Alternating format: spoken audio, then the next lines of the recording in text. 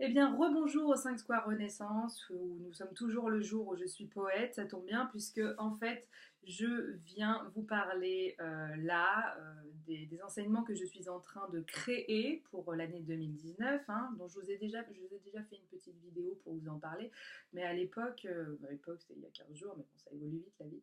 Alors, on est fait de mouvement, donc un jour c'est ça, et puis l'autre jour c'est ça, ça ne veut pas dire que c'est le contraire d'ailleurs, mais bon, ça se peaufine, ça s'étoffe, ça devient magnifique. Donc, je suis en train de construire un enseignement autour de la roue zodiacale, hein, donc des cycles, des saisons, des mouvements planétaires, des mouvements des étoiles et des astres, hein. Et donc cet enseignement qui devait s'appeler les 12 portes du ciel et de la terre s'appellera finalement les 13 portes du ciel et de la terre. Donc quelque part, ça me fait un peu penser aux 13 mères originelles, hein, dont j'avais commencé à suivre les enseignements. Je ne vais pas en parler ici, c'est pas le sujet. Mais c'est vrai que c'est un enseignement que je trouve assez remarquable, hein, pour les femmes.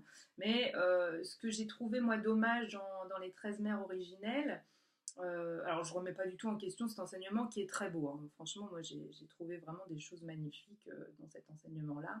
Ça m'a beaucoup apporté.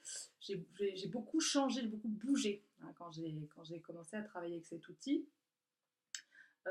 J'ai compris beaucoup de choses et puis j'ai exploré certaines facettes de mon féminin. Mais je me suis toujours dit, parce que bon, quand on reçoit cet enseignement-là, on peut se poser la question de savoir est-ce que derrière, je vais avoir envie de le transmettre moi aussi une fois que j'estimerai l'avoir intégré, hein, cet enseignement des 13 mères. Et en fait, il y avait quelque chose au fond de moi qui me disait, tu dois transmettre quelque chose de cet ordre-là, mais c'est pas ça exactement. Il y avait quelque chose qui me semblait incomplet ou plus totalement au goût du jour. Alors, je suis pas en train de dire que c'est vieillot, que ça a mal vieilli ou quoi. Attention, pas de déformation. Mais avec mon âme, ça vibrait pas avec l'envie vraiment réellement de les retransmettre telles quelles. C'est-à-dire que je me suis dit, il y a du beau là-dedans, mais pour moi, alors déjà, j'avais pas envie de faire un enseignement nécessairement que pour les femmes. Moi, je me dirige vraiment de plus en plus vers des enseignements mixtes parce que je trouve que ça va bien de faire des cloisonnements. Alors après, c'est très très bien, c'est très très beau aussi de faire des cercles de femmes. On n'est qu'entre femmes. On a besoin aussi d'être des fois dans cette énergie féminine, de se retrouver entre nous. Et je pense que les cercles d'hommes, c'est très important aussi. Guy Corneau avait commencé à lancer ça. Alors peut-être que d'autres avant lui l'avaient fait, je sais pas, mais c'est à lui que je connais surtout voilà, cette expérience d'avoir conduit de nombreux cercles d'hommes, ce que je trouve absolument remarquable. En plus, conduit par Guy Corneau, ça devait être absolument délicieux, parce que je sais pas si vous avez déjà regardé ses vidéos sur YouTube, mais alors c'est extraordinaire. Malheureusement, il nous a quittés, mais je pense qu'il infuse encore là-haut et puis qu'il nous transmet pas mal d'informations. Puis qui sait, il est peut-être en train de se réincarner, Coco, hein. Donc, pour notre plus grand plaisir, donc, Guy, si tu nous regardes, je t'embrasse. Tu es dans mon cœur. Parce qu'il a fait partie de mes guérisseurs, hein, quand même, hein, pendant tout ce cheminement. Il avait beau plus être sur ce plan-là, je peux vous dire qu'il m'a accompagné dans l'invisible, hein. Voilà, donc merci à Guy. Donc voilà, donc c'est bien aussi ces petits cercles entre hommes, entre femmes dans cette énergie-là, mais je trouve et je ressens un besoin des hommes et des femmes de se rassembler à l'heure actuelle, d'en finir avec ces trucs de guerre des sexes. Il y a beaucoup de gens qui sont en conflit avec le sexe opposé, hein. Alors, pour plein de raisons diverses et variées, soit qu'ils ont vécu des mauvaises expériences, soit parce qu'ils ont eu un modèle de père ou de mère qui était pas magnifique et que du coup ça a quand même un peu entaché leur relation aux femmes ou aux hommes, hein, voire les deux, parce que des fois on peut être une femme et avoir des relations conflictuelles avec les femmes et avec les hommes, et vice-versa, hein. Donc voilà, et donc moi j'avais vraiment envie de faire une transmission mixte et aussi avec un enseignement qui touche aux deux polarités. C'est-à-dire que les 13 mères originelles, bah, vous avez dans le nom, hein, comme disait un copain, c'est le culte de la foufoune, hein, voilà. J'adore, il me fait rêver. Bon, alors, c'est dit un peu peut-être de façon triviale. Certains diront, oh, dis donc, elle exagère, foufoune, c'est pas très spirituel. Bon, moi, je considère que tout peut être spirituel, hein, après tout. Euh, C'est-à-dire que oui, les 13 mères originelles, il y a un côté femme toute puissance, il y a un côté matriarcat, il y a un côté, vous voyez. Et puis d'ailleurs, dans les femmes qui transmettent les 13 mères originelles, je ne fais pas de généralité, hein. Mais il y en a certaines qui ont un côté un peu Nous sommes des femmes et nous devons reprendre le pouvoir. Donc moi, je m'inscris pas trop dans ce délire-là parce que je trouve que l'homme et la femme maintenant doivent co-créer ensemble et doivent. Il n'y a plus de patriarcat, il n'y a plus de matriarcat. Maintenant, il y a un patri-matriarcat ou un, j'en sais rien comment on pourrait dire, ou un matri-patriarcat, enfin, ou un mix des deux. Voilà, vous inventez ce que vous voulez comme mot, mais je trouve que maintenant, il est temps de régner l'un à côté de l'autre avec nos complémentarités. Hein. Donc c'est pour ça que j'ai créé ces enseignements des 13 portes du ciel et de la terre qui vont nous faire voyager dans les polarités. C'est-à-dire que vous avez beau être une femme, vous avez forcément la polarité masculine qui vient vous et qui a besoin d'être harmonisée avec votre polarité féminine. Une femme qui serait qu'une femme dans la douceur comme ça extrême, elle n'aurait pas franchement la force ou le truc de l'action, et ben elle serait incomplète. Ou alors une femme comme ça qui est un vrai bonhomme, bon alors les gars, on en est où alors au niveau de la réunion, là, qu'est-ce que tu nous dis, Jeannot? Bon, voilà, là c'est pareil, hein, ça colle pas non plus, hein, il y a quelque chose qui manque. Donc la femme, elle est belle quand elle est, enfin elle est belle tout le temps, hein, même quand elle est pas harmonisée, elle peut être belle. Mais je veux dire, la femme, comment elle s'épanouit pleinement, et ben en fait, la femme comme l'homme, hein, en équilibrant ses polarités. C'est-à-dire, c'est pareil, un homme qui sera un vrai macho, un vrai bonhomme, un vrai bourrin, bah, quelque part, moi ça me fait pas vibrer. Moi j'aime ces hommes qui ont de la virilité, qui sont là, qui ont un sauvage,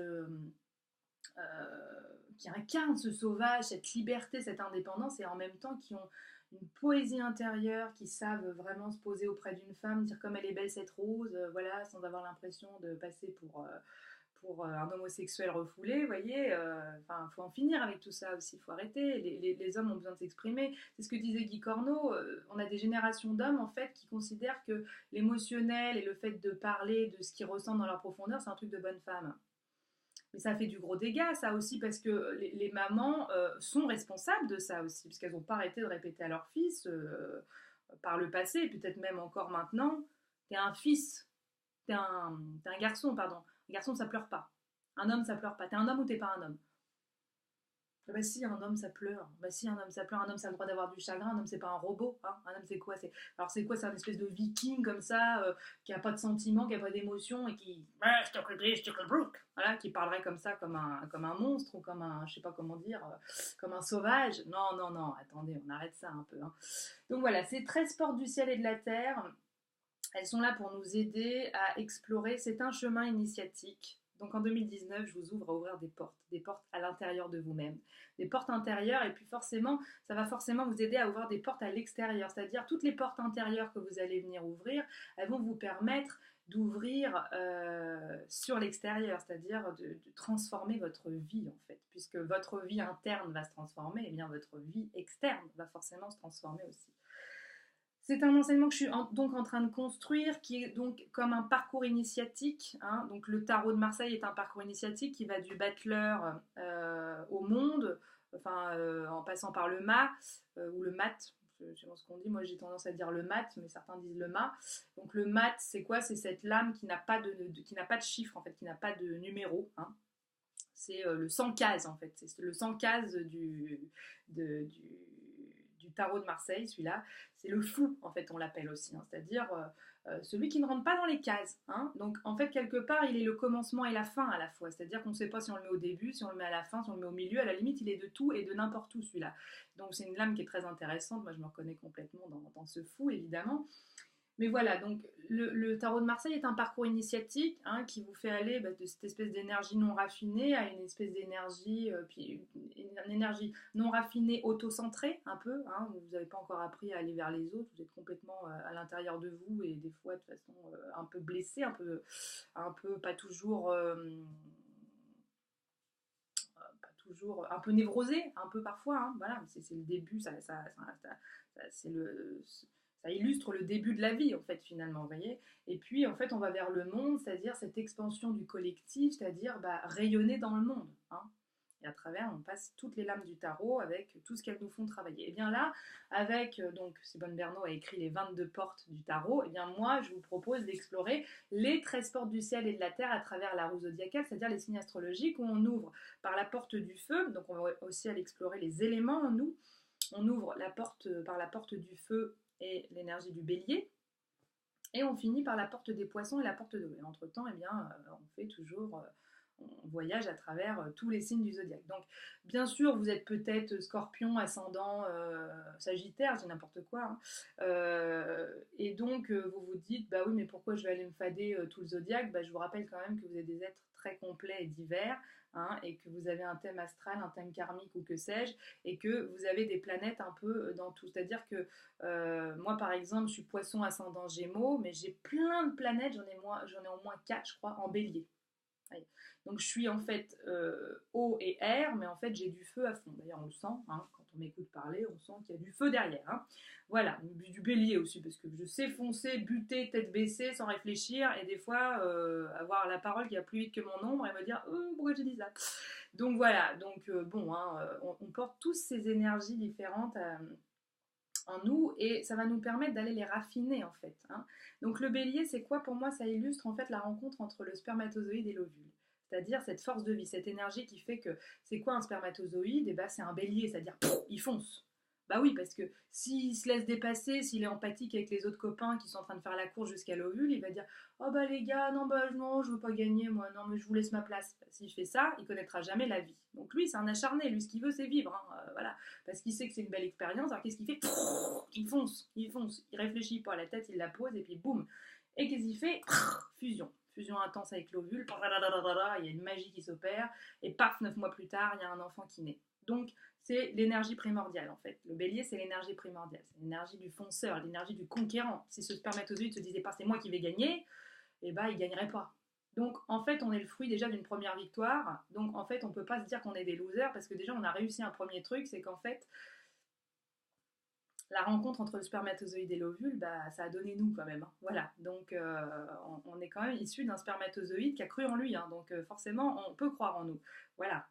Ensuite, on va aller explorer bien notre communication, comment avec les Gémeaux par exemple. Hein. Je ne vous fais pas le détail, mais comment on a appris à s'exprimer, comment on a construit notre verbe, notre tonalité, comment elle est, suivant avec qui on est, comment on s'exprime, etc. Notre créativité aussi, hein, parce que le Gémeaux c'est aussi la créativité. Voilà, et puis on va aller comme ça jusqu'à la porte des poissons, qui est une sorte de noce alchimique. Alors on va aussi aller explorer notre famille, notre naissance, le modèle parental, comment on a reproduit ou comment on n'a pas reproduit, nos ancêtres, etc. Donc voilà, c'est un voyage que je vous propose à travers toute l'année 2019, de mars 2019 à mars 2020, même à avril 2020, puisqu'il y a 13 portes. C'est-à-dire qu'on va faire les 12 portes du ciel. Je ne sais pas si vous avez remarqué, dans le zodiaque, en fait, chaque signe correspond à une planète. Alors, le bélier, c'est Mars, par exemple, le poisson, c'est Neptune, les gémeaux, c'est Mercure, la vierge, c'est Mercure aussi, la balance, c'est Vénus, enfin voilà. Hein. Alors, il y a des planètes qu'on retrouve plusieurs fois. Vénus, on la retrouve 2 fois, Mercure, on le retrouve 2 fois aussi. Mais en fait, quand vous regardez, on passe par le Soleil, la Lune, Pluton, Uranus et j'en passe. Et en fait, on ne passe jamais par la Terre. Alors moi j'ai décidé que la 13e porte serait la porte de la Terre. Parce qu'une fois qu'en fait on s'est bien connecté à tout ça, eh bien on peut mieux vivre sur la Terre. Donc j'ai appelé ça les 13 portes du ciel et de la Terre. Un enseignement, des enseignements stellaires et galactiques pour mieux vivre sur la Terre, ou pour bien vivre sur la Terre. Voilà. Et donc, passer la porte de la Terre, eh bien, on ira explorer tout plein de choses. Et on finira par le week-end de Pâques, parce que je trouve ça symbolique, hein, ça correspond à la résurrection du Christ. Eh bien, on fera un baptême symbolique, un nouveau baptême en fait d'entrée dans notre nouvelle vie. Donc c'est vraiment un parcours alchimique que je vous propose. Ce sont des enseignements que je vais livrer essentiellement à Paris, mais si jamais vous êtes nombreux en fait à vouloir recevoir ces enseignements, eh bien j'ouvrirai sur d'autres régions assez rapidement. Hein. Euh, donc si vous êtes intéressé, n'hésitez pas à me le dire. Ce sont des week-ends qui ne seront pas hors de prix, qui coûteront 200 euros le week-end. En fait, c'est un week-end par mois. C'est le problème, c'est que du coup, ça vous demande quand même un sacré investissement financier et puis aussi autre. Hein.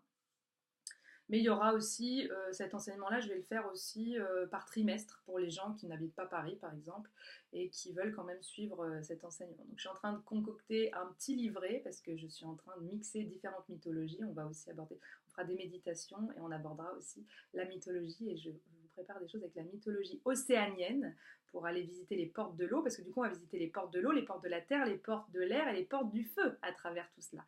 hein. Et donc, la mythologie hawaïenne, la mythologie donc, océanienne, la mythologie nordique, la mythologie celte, et puis également la mythologie égyptienne. Voilà, je vous embrasse très fort et puis réagissez à ça parce que vraiment, ça me tient à cœur de transmettre tout ça et que ça vous plaise. Gros bisous, à bientôt!